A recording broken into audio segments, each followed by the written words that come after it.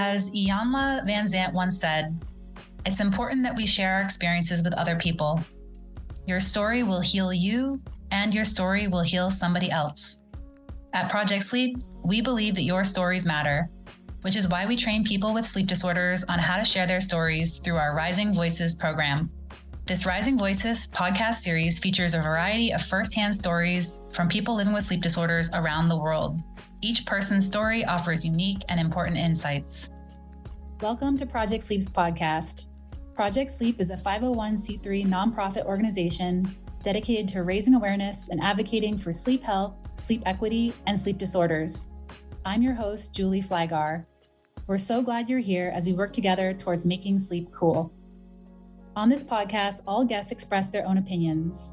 While medical diagnoses and treatment options are discussed for educational purposes, this information should not be taken as medical advice. Each person's experience is so unique, which is why it's so important to always consult your own medical team when making decisions about your own health. If you haven't done so yet, please hit the subscribe button so you never miss a Project Sleep podcast episode. And if you enjoy this podcast, please leave us a rating or review wherever you listen so that we can reach more listeners and raise more awareness. Hi, everyone. Welcome. We're really excited to have Anna with us today. Anna Marr is an LA-based actor, writer, and voiceover artist originally from Ohio. When not performing or writing comedy, she enjoys consuming odd ice cream flavors, female-driven TV shows, and theme parks. She is the co-founder of Blue Laces Theater Company, a nonprofit that creates interactive multisensory theater for individuals with developmental differences. Anna was diagnosed with narcolepsy as a senior at Northwestern University. As a Rising Voices of Narcolepsy writer, she aims to change how the media represents this chronic neurological condition. She is currently developing a dark comedy series, folks, you don't want to miss this, called Walking Through Peanut Butter, based on her experiences navigating New York's comedy scene with narcolepsy. And we will ask Anna to tell us a little bit more about that after she reads her essay. So stay tuned for hearing more about that as well. And you can also learn more about Anna at annamarr.com. Go ahead and take it away, Anna. Thank you, Julie. Thank you so much. Okay, so as Julie said, this is the essay that I published from my Rising Voices program. And I posted it on Medium, this is from 2018. And the title is Laugh at Me, Not My Narcolepsy: Why I Take Sleep More Seriously Than I Take Myself. If you pop a home video in my dad's dusty VCR, you'll probably see my sisters and me, circa 2001, improvising news shows or performing trampoline parody concerts in our backyard. That's all I did as a kid in small town Ohio, live off of making them laugh. I've always been a performer, but in school, I was a quiet, obedient student. My senior year, we had to read 1,400 pages of Atlas Shrugged over winter break. Whatever.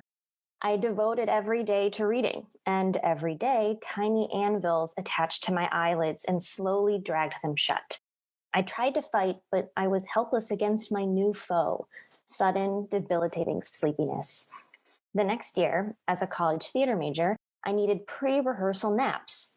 I'd lie in my twin XL bed, set an alarm for 20 minutes, and sleep. Until my roommate would start pounding on the door.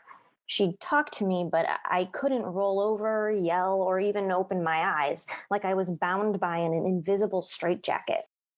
However, she was never there when I woke up, so I figured these were merely annoying dreams. Because I refused to let my sleepiness affect my studies and theater activities, my drained energy diminished my social life. I felt like a loser for never staying up late, not going to parties. By sophomore year, I wound up bobbing my head up and down while fighting to keep my eyes open in almost every class. I'd lose track of lectures and abandoned scrupulous note-taking for scribbling illegible nonsense about SpongeBob. I wrote plays with my eyes closed. I consulted the Learning Disabilities Center. By senior year, I was scheduling solely non-reading classes. In high school, I had started telling every doctor that I was really tired, like more tired than other people. They'd ask about my schedule and say, You're too stressed. Quit an activity. I wouldn't listen to them because A, they were wrong, and B, extracurriculars lead to Oscars, common knowledge. It took 4.5 years for a doctor to humor me enough to refer me to a sleep doctor who humored me enough to order a sleep test. Winter break of my senior year, 4 years after Atlas shrugged my eyelids, my doctor called. I wasn't surprised with my diagnosis. I am the one person for whom WebMDing worked. But I told you so currency doesn't go far. I knew as much about actually living with narcolepsy as I know about people who still wear Jinko jeans, in that I'm sure there is a small group of people somewhere who do that, but I have no idea what their deal is. It's been 5 years since then, so I'll explain. Narcolepsy is a chronic neurological disorder that hinders the brain's ability to regulate the sleep-wake cycle. It affects 1 in 2,000 people, 200,000 Americans, 3 million worldwide. Symptoms include excessive daytime sleepiness, hypnagogic hallucinations and sleep paralysis, aka my confusing roommate dreams, and disrupted, restless nighttime sleep. It's not falling asleep while crossing the street, or whatever else you've seen in Rat Race, Modern Family, a Honda ad, or even that viral YouTube poodle. Thanks to Facebook groups and many sleep doctors, I'm more aware of what I need. I take a daily medication that reduces excessive daytime sleepiness so I can be more alert and productive. Without it, I feel like I'm walking through peanut butter. Meds are nothing, though, without a regulated sleep schedule, the same sleep and wake time every day. Plus, doctors' orders to treat daily 20-minute naps like medicine. As an actor, this is hard. When I'm performing comedy, it's either early in the mornings for kids or at night with my improv team. I have to say no to most of these gigs in order to keep my sleep routine and already sparse nap schedule. There's a big learning curve. Last year, near the end of a long day of filming a comedy pilot, my knees kept buckling. I'd reached for the floor whenever my scene partners made me laugh. Turns out I have another narcolepsy symptom, cataplexy. It's a sudden episode of muscle weakness triggered by strong emotions, fear, joy, etc., that varies from jaw slackening to falling down in a few seconds to several minutes, all while conscious. I'd experienced it after a tiring day at Disney World, sure, but I couldn't believe it was happening while I was acting. My trigger, by the way? Laughter. Today's Double Jeopardy, gratuitous examples of irony. What is a comedic performer whose cataplexy is only triggered by laughter? Nothing will change my goal of being a successful actor and writer. I still work multiple day jobs, audition, perform, take classes, and am a law-abiding citizen with a family, boyfriend, and friends. Yet this takes way more effort than you think. It's easy to minimize narcolepsy when you can't see its effects. Like others with this invisible illness, I feel the need to constantly explain myself, scientifically defending my behavior because I don't look sick. So sorry, but I'm more tired than you. #humblebrag. Living with narcolepsy is akin to feeling like you haven't slept in 48 to 72 hours. You know how you feel when you wake up around 4:30 a.m. for an 8 a.m. flight, not having slept because you were worried about waking up at 4:30 a.m.? That's me every day. I wake up feeling like I've run a marathon. #marathon brag. I'm afraid that if I speak up about my narcolepsy, people will think I'm too tired or weak to have an acting career. Au contraire, I am capable, talented, and relentless AF, and I guarantee I will show up prepared and ready to work. I am phenomenal at faking being well. I believe that's what you call a classically trained actor, but it costs me a lot. Behind the scenes, there's extreme fatigue, brain fog, memory loss, and a pile of medical bills. When I tell folks I have narcolepsy, most laugh, amused or bemused. Or it's shock and fear, like I've told them I never wear shoes on airplanes. If I were to bottle proper response number 5, its prominent note would be calm curiosity, without judgment, pity, or indulgent surprise. Proper response number 5 by Jimmy Kimmel, comedian with narcolepsy for whose permission I did not ask, available wherever beds are sold. Living with narcolepsy teaches me that if I don't test, learn, and respect my limits, I'll live by rules not made for me. Knowing when and how to self advocate is a daily test, from prioritizing naps over networking to deciding when to tell teachers and directors about it. A nagging little voice asks, am I being lazy? Or am I making an informed choice for my well being? Much like the WWE, I don't expect it to go away and can only aim to quiet it down. One upside? Narcolepsy offers me unique, oftentimes hilarious news stories to tell. Being able to laugh at some of its oxymorons and unbelievable situations is more than a coping mechanism. Humor helps break down stigmas attached to sleep disorders, especially those exaggerated in on screen portrayals of narcolepsy. Also, it invites people in to better understand our lives. My hope is that when we talk about narcolepsy or any invisible illness, we don't shy away or put up walls, but instead encourage curious conversation. I'll always love performing, writing, and watching comedy, even if sometimes laughter literally brings me to my knees.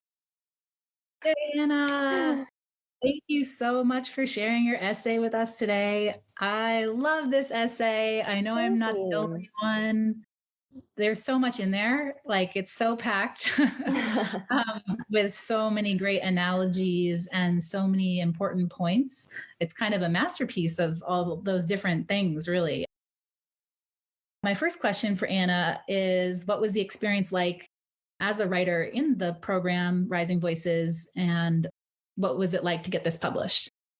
I really enjoyed the experience because I had never written about my experiences with narcolepsy at all. So for me, it was sort of just word vomiting, like, oh my God, let me think of every single thing that in my journey possible, which I know when I sent them to Julie and Rebecca, they were probably like, what's, what have we signed up for here? Because I certainly overwrote.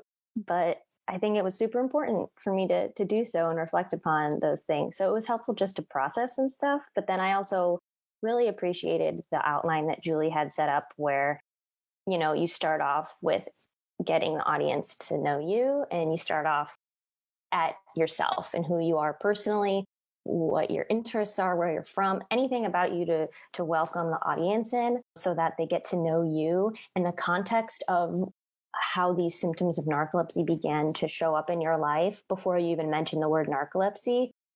I just thought that that was, you know, such a brilliant way to get people on your side and, you know, invoke understanding and empathy. And it's just, I loved the structure. And I finished the program and then I sent a draft, my final draft, to a friend just because I really trusted their opinion on writing and comedy, and their response was like, this is great, I think it's very well written, it's funny. And I just, you know, as a friend and also reading this essay, I'm just not quite sure how narcolepsy impacts your life. It seems like everything's fine. And I was like, oh no, that's not what I want to convey at all. I had too much of a silver lining, I guess, at the end of it. And it took me like 6 months, if not longer, to figure out what I wanted to say to make sure that very special, important part that yeah, again, narcolepsy is invisible and a lot of us really rally to not have anybody ever know. And that doesn't mean it's nothing. It means there's so much going on underneath all the time and that other people don't see. So I added in, I think like now I realize it's like 2 paragraphs that I think I added in it one day I was just like, oh, I get it. Like I know what I need to write. And then I was just so eager to publish it. I published it on Medium and yeah, that was the process. And do you remember which paragraphs? I'm thinking it's the ones where you kind of talk a little bit more about some of the sacrifices. Yeah, Or... I think it was probably it's easy to minimize narcolepsy when you can't see its effects. That one, and probably the next paragraph as well. Behind the scenes, it costs me a lot, things like that. I have to imagine that those were not in there before. And then how was it once you published? Did you get some good feedback? Well, as I've mentioned to you before, I had no idea that I had gotten any feedback from it because when I posted it within my own, on my Instagram and Facebook, you know, algorithms be algorithms, or who knows why, I didn't really get much of a response. I got one friend that I hadn't spoken to for years from college who, was so appreciative, and it was a really nice message to receive. And then once I found, it was like a month before I found like the posts that you and Project Sleep had done, and that there were comments on the Medium essay itself. I just, for whatever reason, didn't realize that like I didn't have my notification set up or something.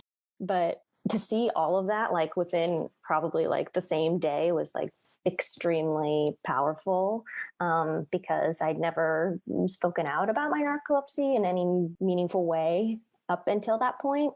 And it was so affirming and validating, and like to see how many people it resonated with was like, because whenever you put anything out there, especially for me related to narcolepsy, I just want to make sure that nobody feels like unrepresented, or somebody feels like this isn't correct at all. I wanted, which of course you can't represent everybody's experience in your own story, but I was so happy to see that it was something that a lot of people were able to find something in there that they're related to.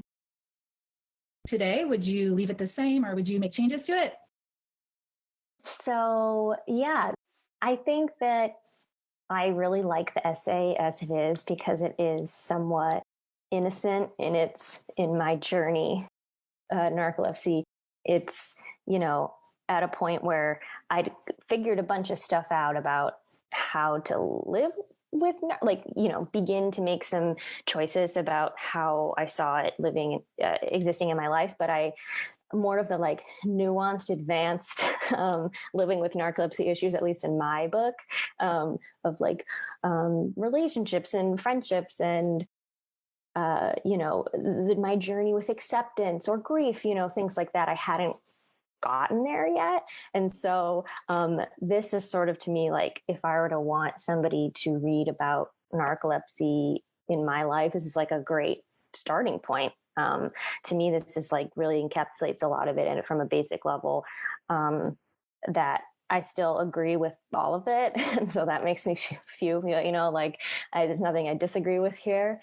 I no longer live in New York, and I live now in LA. And even before I moved, I have been able to make some changes in my life to try to pare down all of the stuff I was doing. So I'm no longer like taking a million classes while also doing comedy at night. And also I'm not working multiple day jobs and things like that.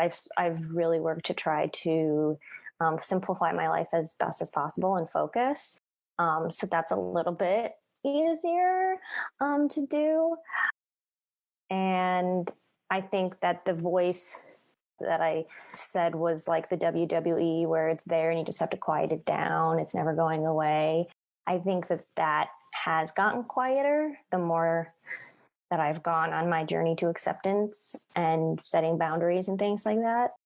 It's still there, but now I have a better, even more so than when I was here, I have a much better idea of what I need and what it takes to get it.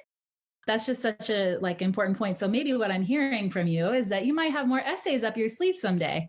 I do. I will. Yeah.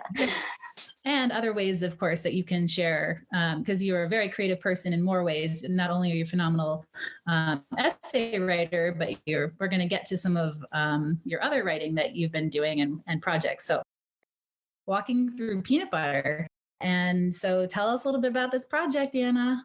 Yes, so this is something that I've been working on for a while now, maybe a year and a half. And it is a dark comedy series that is based on my experiences navigating the New York City comedy scene while living with narcolepsy. So it follows Jesse, who is a stubborn, overachieving new college grad who is diving headfirst into the comedy world of the city that never sleeps, aka the perfect place to adapt to her newly diagnosed narcolepsy. And it's obviously quite loosely based on my life, but it is fiction and it follows a different character. We find out in the pilot episode that we know that she has narcolepsy. She's sort of in the same place. It was born from the same place that I was in when I moved to New York City, which is I got my diagnosis right before I graduated, about halfway through my senior year of college.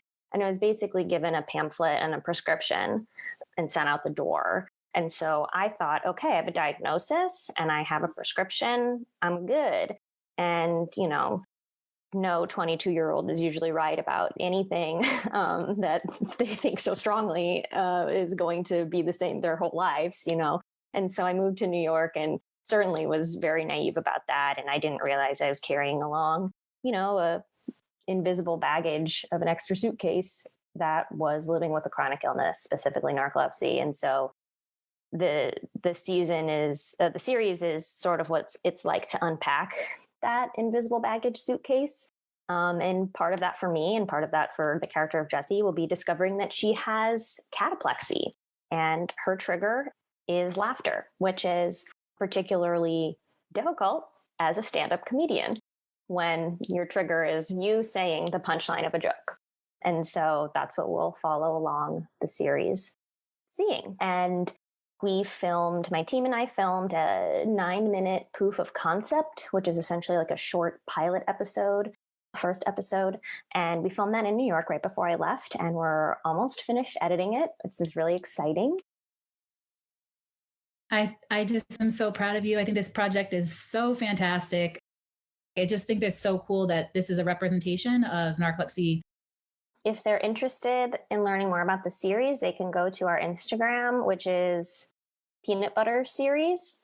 That's our handle on Instagram. Otherwise, you can find me as myself on Facebook and also on Instagram and Twitter. I'm Marr Zapana. So thanks again, Anna. Thank you, everyone. Julie. Thank you, everyone. Bye. Bye for now.